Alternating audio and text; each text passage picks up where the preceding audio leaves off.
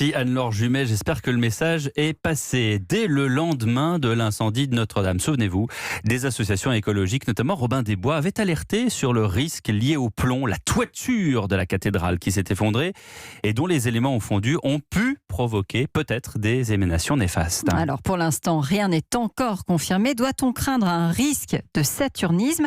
Rien n'est sûr, Chanel Petit, mais un taux trop élevé de plomb a été détecté dans le sang d'un enfant qui vit justement dans ce quartier. Oui, un taux supérieur au seuil réglementaire qui est de 50 microgrammes par litre de sang. Ce taux constaté n'est pas extrêmement élevé selon les autorités. La vie de l'enfant n'est d'ailleurs pas en danger. Il ne nécessite même pas de traitement particulier, pas de risque de saturnisme donc.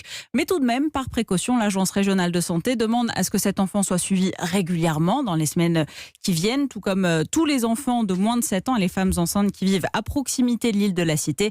L'ARS leur conseille de consulter un médecin pour se faire prescrire un dosage de plomb dans le sang. C'est une simple prise de sang. Et pour ceux qui le souhaitent, il y a même une consultation spécialisée pour ce dépistage qui sera ouverte dès aujourd'hui sur rendez-vous au centre de diagnostic de l'Hôtel Dieu. L'ARS et la préfecture de police conseillent également aux riverains de mettre en place un nettoyage humide de leur appartement, nettoyer les meubles, les murs et les plafonds avec des lingettes de manière méthodique, en fait pour enlever la poussière de plomb.